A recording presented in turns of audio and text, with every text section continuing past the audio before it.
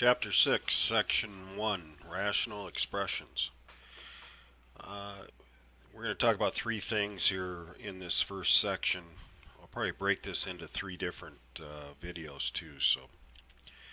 But restricting replacement values, simplifying rational expressions, and factors that are opposite. But first, what a rational expression is: a fraction using expressions. Just like a rational number is a number, any number you can create as a fraction of integers. That's where rational numbers come from. Rational means fraction.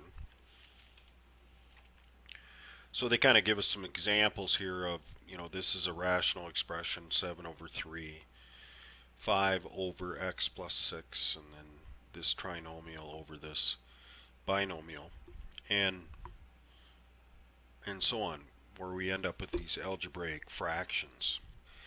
Well, there's the first thing they want to cover, and is a very important thing, is, well, we have some restrictions on fractions. When we have unknowns or variables in the denominator of any fraction, we have the possibility of having a division or a denominator that's equal to 0.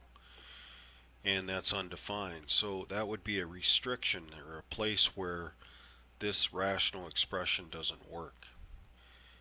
So that's the first part here. We're going to restrict replacement values, or restricting them. In other words, when or what do we need to look out for when the denominator is equal to 0? So, even like back when we were graphing, we used slope a lot, and if we had a slope which is rise over run, if we have 0 run, we call that undefined slope, right? So, this isn't a new thing about running into this division of 0 stuff. So, but what we're going to do is go through the process of taking factoring and things that we've used on working with algebraic expressions, and find out where the restrictions are for this new rational expression. So like when we have this one, x plus 5 over x minus 7, when x is replaced with a 7, if we put x and said, well, let's see if 7 works, or what would be the result if we put 7 in for x, well, we'd get 12 over 0 in this case, and that is undefined. So if I was asking for what is the restrictions for this algebraic expression, I'd say all real numbers except x equals 7. And they'll go through a couple different ways on how to express that. So if we put other things in here, they also say that doesn't mean that this rational expression doesn't work. If I put other values in for x, like 6, I end up with a negative 11. If I put negative 5 in there, I get 0 over negative 12, which is actually equal to 0. And so that's a result that we can deal with. So what they're saying now is you need to think about is that any replacement for a variable that makes the denominator, the bottom part of our fraction, 0, this will cause an expression that's undefined. So we're going to look at restrictions for that.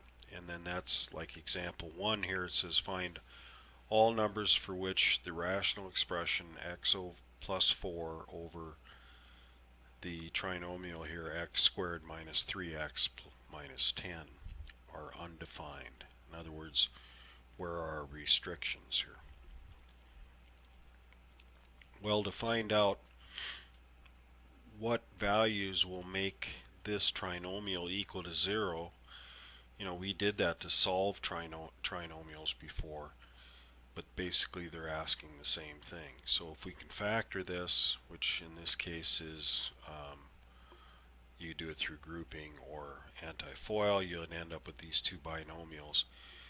Multiply. When we have factors equal to 0, remember we use that product property of 0.